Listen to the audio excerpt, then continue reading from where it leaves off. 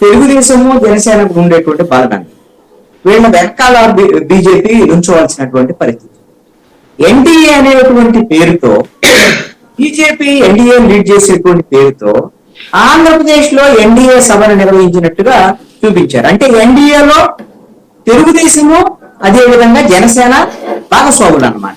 అంటే నరేంద్ర మోడీ వెనకాల నుంచున్నటువంటి చంద్రబాబు నాయుడు, పవన్ కళ్యాణ్, వాళ్ళిద్దరు నిజంగా కూడా ఇద్దరు పోటీ పడి మరి చంద్రబాబు నాయుడు, పవన్ కళ్యాణ్ నరేంద్ర మోడీని పొగడటం, ఇవన్నీ కూడా బీజేపీ ఈ విధమైనటువంటి కూటమి మొత్తాన్ని కూడా హైజాక్ చేసింది ఆంధ్రప్రదేశ్ లో. బీజేపీ బలం ఎంత? 0.87%. కాదు మా బలం పెరిగిందంటే 1% పెరిగిందేమో, లేదా 2% పెరిగిందేమో అనుకుందాం. బీజేపీ బలం పెరిగింది అనుకున్నా 2% 2% ఉన్న వాళ్ళంతా 40% ఉన్నటువంటి తెలుగుదేశం పరిస్థితి ఏంటి?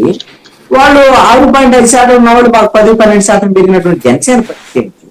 వీళ్ళిద్దరూ కలిసి వాళ్ళని నరేంద్ర మోడీని కీర్తిస్తూ వాళ్ళు కూర్చోవటం అనేటువంటిది ఈ కూటమి అట్టర్ ఫెయిల్యూర్ కి ఇది ఒక కారణమైంది.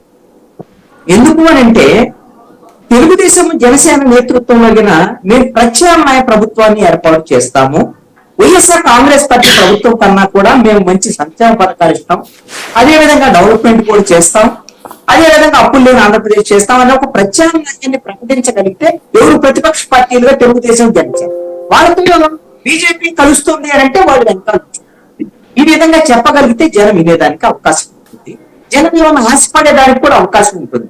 ఈ నవరత్నాల కన్నా ఇంకేమన్నా ఎక్కువ దశరత్నాలు వస్తాయో, లేకపోతే ఇంకేమన్నా వస్తాయేమో అదనపు రత్నాలు, ఇవన్నిటి మీద ఆశపడేదానికి అవకాశం వచ్చి నరేంద్ర మోడీ దేశవ్యాప్తంగా చేశాడు వీళ్ళ అభివృద్ధి కార్యక్రమాలు, ఎన్డీఏ వీళ్ళకి సంబంధించి చేస్తా. ఆంధ్రప్రదేశ్ బీజేపీ ఎక్కడుంది? అసలు బీజేపీని చూసి ఓట్లు ఎవరేస్తారు? బీజేపీని చూస్తే ఆంధ్రప్రదేశ్ లో ప్రజలందరూ కూడా ఈ రోజున తీవ్రమైనటువంటి వ్యతిరేకత ఏ పార్టీనన్నా వ్యతిరేకిస్తున్నారంటే ఆంధ్రప్రదేశ్ ప్రజలు మొట్టమొదట చీత్కరించుకుంటున్నటువంటి పార్టీ బీజేపీ. ఎందుకు? బీజేపీ అంటే అంటరాని పార్టీ కాదు, అది కూడా కాదు. బీజేపీ మీద నాకేం కోపం లేదు, బీజేపీ మీద ప్రజలకు ఎందుకు కోపం ఉంది ఆంధ్రప్రదేశ్ ప్రజలకి అంటే 9.5 సంవత్సరాలుగా ఈ రాష్ట్రానికి విభజన హక్కుల ద్వారాగా రావాల్సినటువంటి ఏ ఒక్కదాన్ని కూడా కక్షపూరితమైనటువంటి వివక్షతో ఎందుకు ఇవ్వలేదయ్యా అంటే మొన్న తెలుగుదేశం ప్రభుత్వంలో వీళ్ళే ఉన్నారు, బీజేపీ వాళ్ళు ఉన్నారు, బీజేపీ ప్రభుత్వంలో తెలుగుదేశం వాళ్ళు ఉన్నారు, మాకు అన్యాయం జరిగిందో అని గగ్గోలు పెట్టాడు చంద్రబాబు. మరి అదే గగ్గోలు పెట్టిన చంద్రబాబు నాయుడు 2019 ఎన్నికలు అయిపోగానే ఇప్పుడు 2024 ఎన్నికలు వచ్చారు కల్లా అదే నరేంద్ర మోడీని, అదే బీజేపీని మరి ఆయన కొత్తగా ఏ ఒక్కటి ఆంధ్రప్రదేశ్కి ఇవ్వాల కీర్తించాడు. ఒక భాషలో అయితే నరేంద్ర మోడీకి అర్థం, తెలుగు అంటే మనకు అర్థమైతే నరేంద్ర మోడీకి తెలుగు అర్థం కాదు కదా, హిందీలో కూడా నరేంద్ర మోడీ కీర్తించడానికి హిందీలో కూడా రాయించుకున్నాడు ఆయన ప్రసంగ పాఠం చంద్రబాబు. ఏంటి దీనివల్ల